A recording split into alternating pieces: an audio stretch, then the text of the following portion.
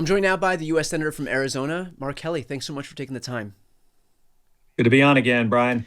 So, you're a military veteran. You participated in this very banal, innocuous video saying that members of the military should refuse to follow unlawful orders, illegal orders. Again, pretty uncontroversial. And yet, the administration took such issue with the suggestion that the Pentagon has now announced this week that it was reviewing whether you might have violated military law and raised the possibility that you could be court-martialed. And so, first and foremost, your level of concern that as the result of this video suggesting that members of the military should not follow unlawful orders, that you may be court-martialed. Well, my concern is not for me. My concern is the chilling effect that this has, not only in the military, but throughout our country. I said 5 simple words. You can refuse illegal orders. That's it. Donald Trump's response was that I should be executed, hanged, prosecuted. Now, Pete Hegseth and the Department of Defense coming after me under the Uniform Code of Military Justice. It's quite ironic. What we said was reciting the Uniform Code of Military Justice, and they're going to prosecute me under the Uniform Code of Military Justice for saying what is the law in the U.S. military. So this is, on its face, this is ridiculous. But it does have a chilling effect. And I really worry about service members, but also like anybody in the country, like everybody's free speech rights are in jeopardy when something as simple as what I said could get me executed. So I want to dig into that a little bit because, look, I was not in the military, but I presume that there's going to be a lot of pressure on members of the military to comply with orders, the legality notwithstanding, if they're coming down from higher ups. And so can you talk about a little bit of what it's like in real life situations where a member of the military is faced with what I presume is a really difficult decision, which is ignoring an unlawful command from their superior, versus just, recognizing that it's an order that was given to them, and so better to just keep my head down and follow orders? Well, Brian, I flew 39 combat missions in Iraq and Kuwait during the first Gulf War. Never did I have any concern that any of the strikes that I was ordered to carry out were illegal. I think it's a very rare circumstance where something like that happens. And I think any reasonable person can tell the difference between what is a legal and illegal order. But I also think with this president, with some of the things that he has said, he's talked about sending U.S. troops into cities, using those cities as training grounds. That means the citizens in those cities are props for military training. He has previously talked about shooting protesters in the legs. Fortunately, Mark Esper and Mark Milley were there to tell them that you're not allowed to do that. On a debate stage in 2016, Donald Trump said something that was clearly would be an illegal order. And Brett Baer, the host, said that would be illegal. The military will not carry out those kind of orders. And Donald Trump's response was, the military will not refuse my orders. So we were just trying to show that for members of the military, we have their backs. We understand that they could find themselves in a challenging situation. I wouldn't say frequently, but somebody could. And it's a friendly reminder that the law says not only do you not have to follow illegal orders, you're prohibited from following them. Yeah. And this is such a big deal, by the way, that there's a plaque in a part of the U.S. Military Academy. It's sort of called Constitution Corner, where it says this specifically. I mean, it says that if the law and orders are in conflict, members of the military must follow the law. And if I'm not mistaken, I think that Trump posted the plaque on his Truth Social.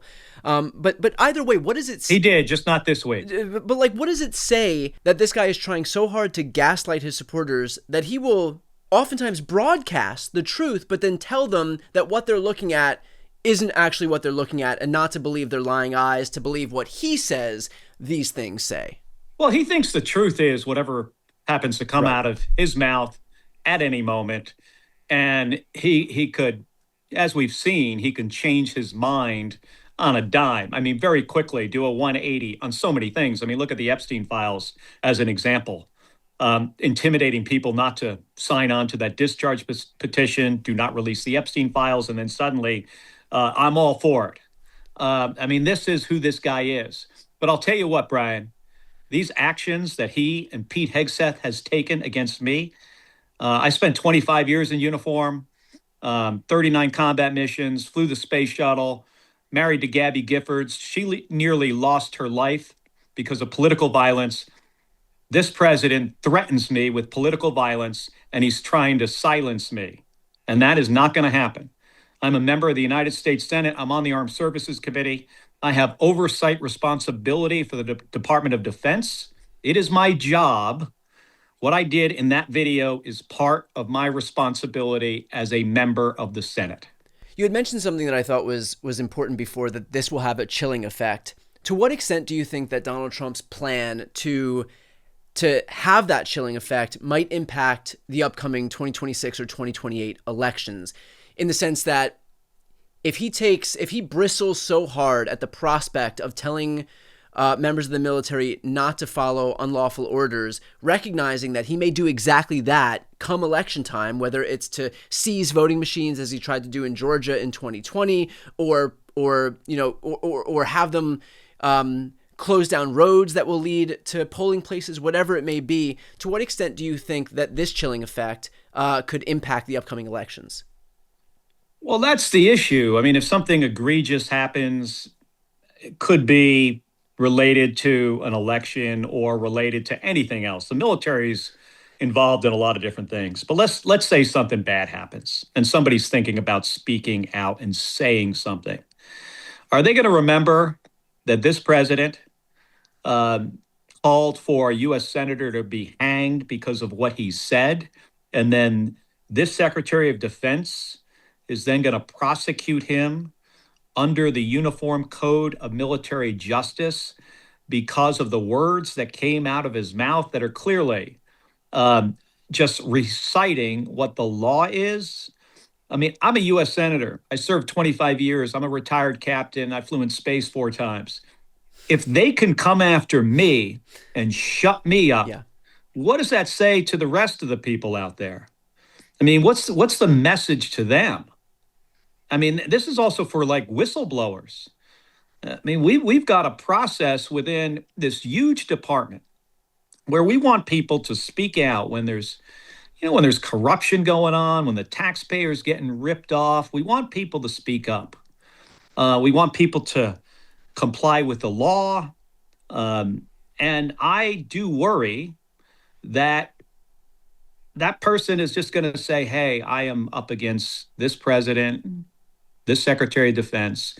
They shut that guy up. Yeah. I better not speak out. And that's why this president and Pete Hegseth, Donald Trump and Pete Hegseth are not going to silence me. I'm going to show up to work every day and do my job, just as I was going to do it last week and the week before.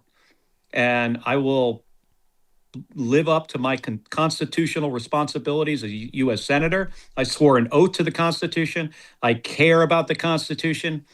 I don't think they really give a shit about it anymore. Is there some concern that, look, this administration often embarks on these failed prosecutions? We saw the Letitia James prosecution go down in flames, the James Comey prosecution go down in flames.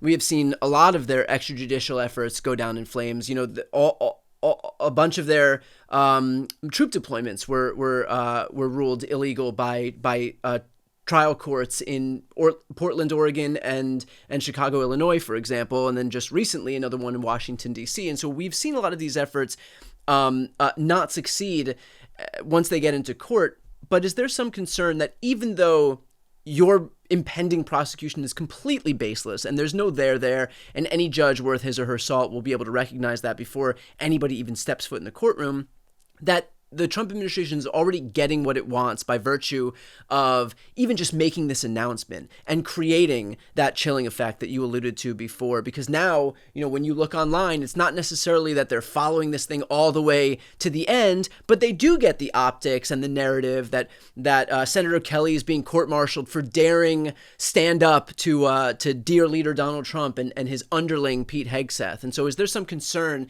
that just by virtue of embarking on this process, legality be damned, that they're getting what they want? Well, yeah, I think, I think you might be right in some cases. That's why I think there's a lot of responsibility on me, not to back down. I've been in worse situations, than this. This FBI. I mean, you just consider what it's become. They fired a lot of very, responsible professionals out of the Department of Justice. Pete Hegseth fired a lot of his JAG officers, the lawyers within the Department of Defense. Maybe if he didn't fire all of his lawyers, one of them would have told him, Yeah. "What do you think you're doing? Have you lost your mind?" So yeah, I'm not, I'm not intimidated by this in any way. But I do worry about, them going after me in this way does send a message. Have you heard any rumblings from your Republican colleagues about just how baseless and misguided all of this is, or is once the clarion call has been issued by Trump, all of these people, per usual, are just cowed into silence? I think it's fair to say privately, I've had some outreach. Publicly, there hasn't been a lot. Do you want those people to speak out? Yeah, they should speak out. This is the United States Senate. Yeah. They want this president intimidating U.S. senators and telling the public that U.S. senators should be hanged. The one person that, kind of stuck up for me publicly there was Rand Paul, who said, "I think it's a bad idea to hang U.S. senators." Yeah. Brave. It's like, man, talk about the Normandy of, like, the storming the beaches of Normandy position now is for a Republican senator to say, hey, maybe it's not a great idea to publicly hang U.S. senators. Yeah, it was something. It's a start. Yeah. I think a lot of folks have to process this. They got to look into it, and maybe we're going to see more of them come out off the sidelines and say something that this is this is just like ludicrous. But don't they? The president is doing this. Don't they realize that their own silence in the face of this lunacy by Donald Trump is exactly the thing that emboldens him to do it anymore? That they could regain some semblance of their own power and their own autonomy if they all would just speak up, just like Marjorie Taylor Greene just did. But like they would have to do it in a very large group. Yeah. Well, there's not a big enough group of people that could take the courageous position that the president shouldn't call for the public execution of U.S. senators. They should. One of them should coordinate it. Yeah. But I think Donald Trump's really good at whack-a-mole. Yeah. One of them pops their heads up, and then he beats them down pretty good. Well, I can say on behalf of the audience that's watching right now, thank you for fighting this fight. Sorry that you're dragged into this fight, but this is just another day in the Trump era. But grateful again for you, Ryan. stepping up here. I'm just doing my job. This is with Donald Trump in office, this is part of my job. To take whatever he is going to throw at me, throw at the country, throw at the United States Senate. It's unlawful. It's unconventional. President shouldn't be saying that U.S. senators should be hanged or executed. Maybe they're investigating the wrong guy. Yeah. We'll leave it there. Senator Kelly, thanks so much for taking the time. All right. Thank you.